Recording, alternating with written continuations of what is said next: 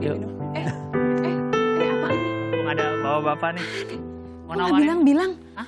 Apaan? Kuliah ternyata nggak bilang-bilang mau ngapain? Aduh bapak-bapak ini teman-teman saya loh. Ini ada apa nih? Mau nawarin kopi. Oh iya. Nawarin Dari kopi? Medan, dari Papua, dari Toraja. Maksudnya? Nawarin kopi? Jualan. Ju- Saya jualan ini.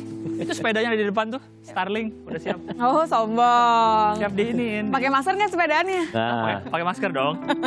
Jangan gitu. Nggak benar-benar Gilang. Ini apa? Kok tiba-tiba bawa kopi? Kan di sini kan aku udah punya supplier. Udah Siapa tahu punya kurang, beda. kopinya lebih enak loh. Ya enggak lah. Ini suppliernya petahana.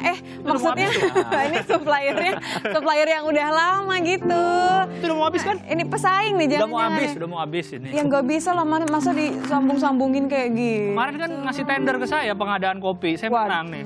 Saya dong harusnya ngasih dong. Aduh, ini zaman-zaman kayak gini nih Pak, serba terbuka kayak gini bingung juga ya. Gimana mau nggak jadi? Aduh, gimana? Tapi lagi zaman pandemi gini Kenapa kayaknya emang? sulit deh, ekonomi sulit. Saya mah siap. Kalau kopi Kayaknya nggak zaman mau, kopi deh. masker. nah. Nah tuh, bapaknya seneng tuh. Tunggu deh, kok Pak Imran yang malah jadi gitu? Kenapa Pak? Kemendagri lagi Situasi ini pandemi mencari pasti- masker. Pasti lebih ini, Lebih cocok kan Pak? lebih cocok Ya, yang yang dicari. dicari. Cocok buat apa Pak? Untuk kesehatan, Buat- keamanan. Oh kirain buat alat peraga kesehatan pas kampanye. Oh, wah iya bisa juga ya. Bener juga. Ya udah gini, gimana kalau ikutan sambil ngobrol, duduk. Ini Ya. kan menawarkan sesuatu yang beda nih. Kita Ya. ajak ngobrol soal pilkada gimana? Oh, boleh. Duduk ya. Ya, boleh, Duduk boleh, ya. boleh. Tapi kopi enggak ya? Aku setia loh. Kopi enggak tapi diambil. Aku Itu contoh. apa? Contoh buat siapa tahu mau ditunda 2021 Oh, ya, gitu. wis. Enggak ya Pak ya? Oke. Nggak dedek deh. Pak, tapi ini menarik loh bagaimana kemudian momen pilkada nih membuat orang-orang jadi kayak Gilang. Iya. Padahal kan Gilang ini kan seorang stand up comedian. Iya. Tapi sekarang di masa pandemi aja jadi jualan masker loh. Panggungnya nggak ada soalnya. Panggungnya nggak ada ya? Tutup semua kan, nggak bisa. Oh iya benar dulu. juga ya, harus patuh ya. Iya. Harus taat pada Patuh, aturan betul. gitu. Tapi mau jadinya jualan masker. Iya, yang lagi rame aja saya. Yang lagi lakuin rame. pokoknya, ya. Jualan yang lain-lain gitu enggak? Hah?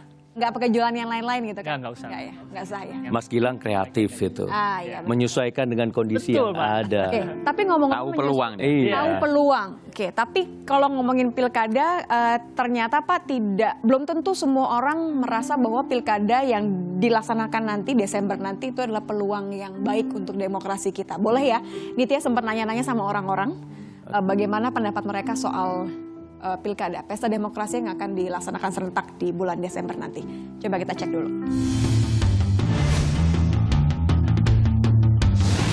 Gak setuju sih, kan ini pandemi. Berpotensi mengeluarkan orang kan banyak banget tuh. Kita nggak tahu penyakit orang dibawa ke situ kan. Gak harus dipaksain juga sih pilkada, buat apaan? Pasti anggarannya jauh lebih besar. Karena kan nanti harus ada perlengkapan atau peralatan khusus seperti hand sanitizer. Terus yang celup-celup jari itu harus masing-masing kan, pasti anggarannya jauh lebih besar. Kalau menurut saya seperti itu. Negara bakal ngeluarin dana yang lebih besar lagi. Mendingan pakai yang lain aja.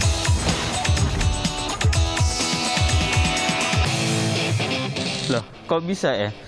Setahu saya untuk pelaksanaan pilkada itu otomatis akan menghimpun orang dan otomatis bukannya berkurang nanti bisa menambah. Itu maksudnya seperti apa? Kita juga nggak mengerti. Tolonglah kalau bisa ditundakan dulu lah masalah pilkada ini. Bukan makin semakin turun semakin banyak nantinya. Tentu saja saya setuju ya, karena memang harus ada pemimpin baru mungkin di daerah-daerah. Tapi maksud saya kalau ini kan lagi COVID gitu, ada cara lain nggak sih gitu, kayak alternatif lain? Ini kan sekarang era digital gitu yang digembar-gemborkan pemerintah bahwa 4,0. Pasti di sana rame.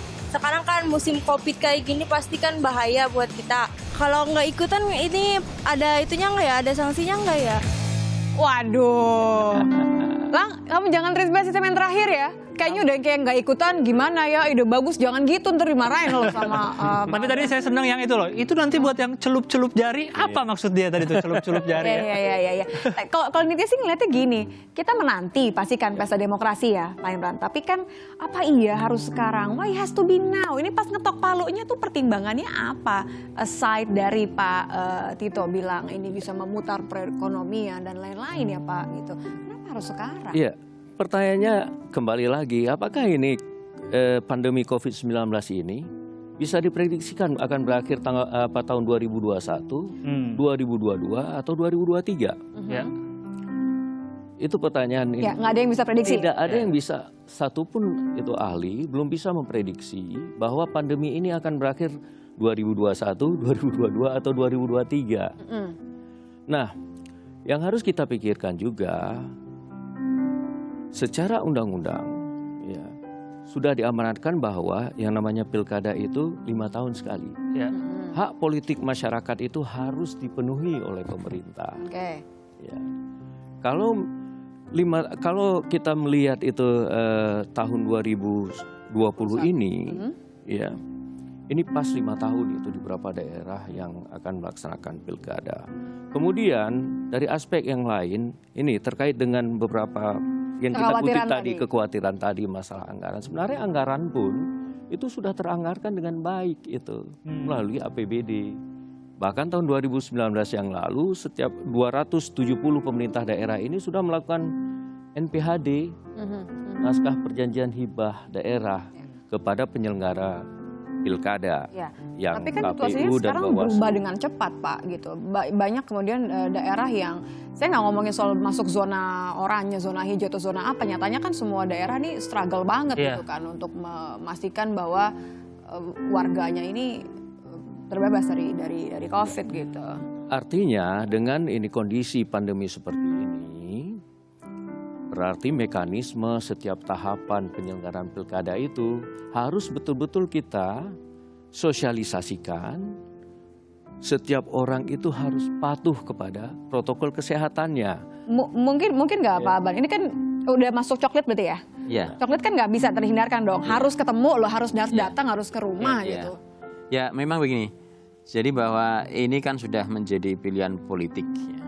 Sudah diputuskan, ya kan. Dan Perpu juga keluar, Ya. Perpu 2/2020 sebagai bagian dari landasan hukum. Akhirnya gitu ya Pak ya? Akhirnya gitu kalau Sebagai penyelenggara kami, Ya. sebagai penyelenggara mau nggak mau harus siap. Tentu ada prasyarat kami siap itu. Pertama adalah, prasyarat utama adalah kesehatan. COVID itu harus diutamakan. Artinya maka seluruh penyelenggaraan tahapan ini harus menggunakan protokol COVID. Hari ini memang saat ini kita memasuki dua tahapan yang memang bersinggungan dengan publik, yaitu tahapan verifikasi dukungan bakal calon perseorangan, Perfak, itu dan coklit. Ya. Dua-duanya sama, terjun ke masyarakat untuk memastikan apakah you mendukung atau enggak bakal calon ini. Yang coklit juga memastikan apakah ini memenuhi syarat enggak, KTP-nya masih ada enggak, itu kan. Ini memang sekali lagi ada relasi dengan masyarakat. Maka dalam hal ini ketentuan protokol COVID harus dipatuhi oleh penyelenggara dan juga oleh masyarakat. Tapi nggak semuanya ngerti Pak, itu Gilangnya bingung nih. Ini Pak, saya kira begini, kepatuhan ini harus menumbuhkan kesadaran, ya, kultur baru, karena ini di tengah pandemi COVID.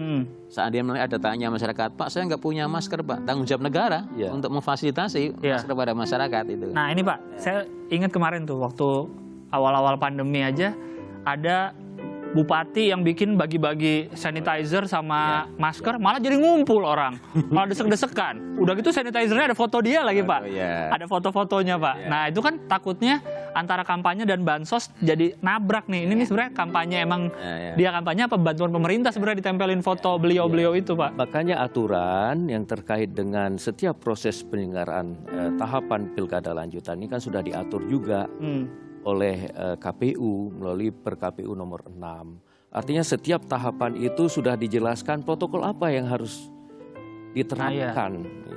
Misalnya tadi ada yang menyatakan, tadi Mas Gilang katakan bagaimana nanti kita ketika berhadapan dengan orang coklit contohnya seperti yang disampaikan oleh Pak Haban. Itu sudah jelas protokol ketika melakukan coklit, penyelenggaranya, petugasnya itu harus memakai masker, harus menggunakan sarung tangan, udah itu harus menjaga jarak. Demikian juga nanti misalnya tadi kekhawatiran terkait dengan ini kampanye dan lain sebagainya, itu juga sudah ada protokol COVID-nya yang harus dilaksanakan oleh masing-masing kontestan yang ada di pilkada tahun 2020. Tapi ada nggak protokolnya supaya bebas politisasi bansos? Jangan dijawab Pak, saya mau ngasih kopi buat Gilang supaya dia nggak mempengaruhi saya buat beli kopi yang lain. Sebentar ya. Kayak bikinin kopi buat Pak Aban. Jangan dijawab dulu Pak, nanti habis ini saya bawain makanan, tenang aja. Barulah kemudian ditetesi tinta. Jadi kalau dulu Nyelupin, kita yang menyelupkan. Ya, menyelupkan dalam tinta. Nah, sebetulnya pabrik tinta sudah kita mintai pendapat ya. Virus itu tidak akan hidup